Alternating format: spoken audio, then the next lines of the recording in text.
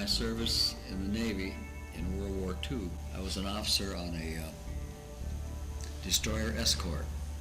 And we had about 5 black young people on board. They weren't allowed to be anything except mess stewards. Yes. Yeah. Working in the kitchen, serving meals. And one guy said, I'd like to have been a signalman. But if you're black, you can't do that. And another one wanted to be an engineer in the engine room so he could learn something for his career.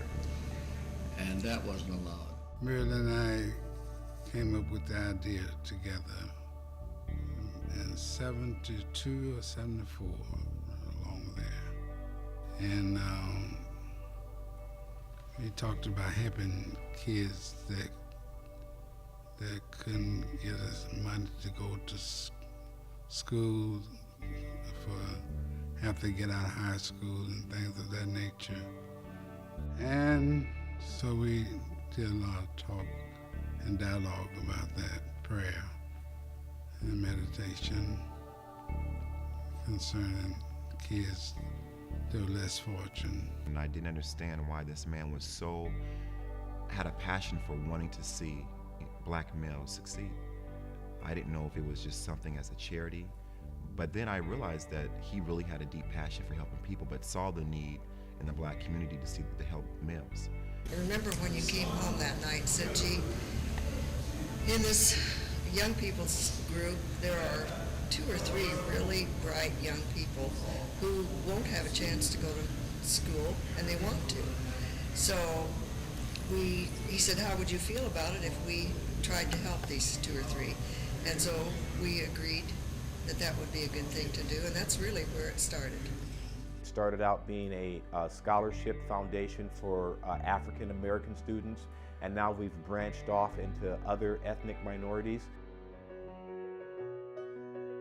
I grew up in a one-parent household, whereas my mom just supporting 4 kids, and it was really hard to think about college or what was going to happen after I graduated, where the money would come from. My mom was a single parent, so she always told me that going to school and continuing my education was something that I needed to do to be successful in the future. But she also made it pretty clear that we didn't have any money, and she probably wasn't going to be able to support me that way. I was kind of average, and I was more social than anything, more social, participated in a lot of activities.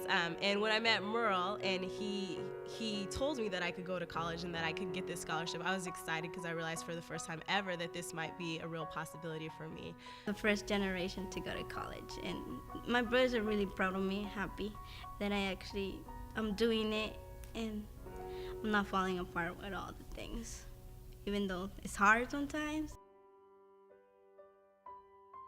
And so I know what it's like to go to school for a long time with lack of funds, without a support group or having a mentor. The help that I received from the Palmer Foundation has had an impact on my life, not necessarily because of the financial help that I received, but more like the mentorship. I remember being away at college and feeling somewhat overwhelmed, and I would get a letter from Merle saying, I hope things are going well.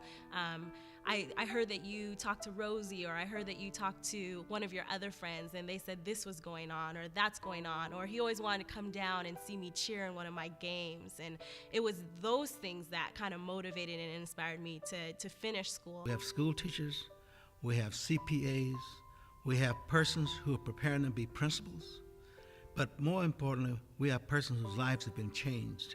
And rather than being dependent upon our society, they're contributing to make this society a better place for many. My main job is to match, train, and recruit mentors in the community for these students with their transition from as being a senior in high school to their dreams of going to a 4-year university in the state of Washington. Stronger. I see our kids coming back from getting their degrees, from gaining life experience, from growing with their mentors, and I see them coming back charged to give back to their community. I attend Central Washington University in Ellensburg. I am majoring in family studies with a minor in sociology. And my hope is once I graduate, I am able to help pay back, if not through donorship, then through mentoring other Palmer scholars or being on the board and helping any way I can.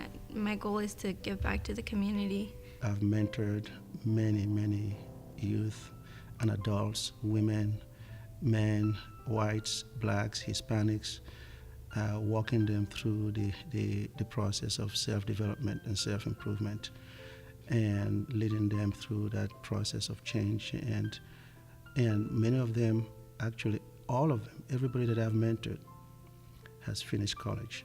I think that Merle took a vision, and he didn't leave this vision in his brain, but he took this vision and he brought it to life. I mean, many people have great ideas of how to do things, but Merle actually took a vision for minority students to go to college. And from this vision, he was actually able to receive funds from people and actually allow kids to go to college. Every quarter, every semester, we're giving out big checks, lots of checks to these students, and it takes a lot of money to invest in the lives of these kids. And we're talking about getting involved. It's just not dollars. Certainly we welcome dollars, but there are so many ways in which you can help. You can come to the office and assist in making contact with the prospective students. You can be a good listener. You can be a person that have skills to tutor, or just welcome them home during the holidays, or come to some of our events. If you have an interest in others, if you have an interest in the welfare of students, if you have any kind of emotions or feeling about helping others, we have a place for you within the Palmer Foundation operation.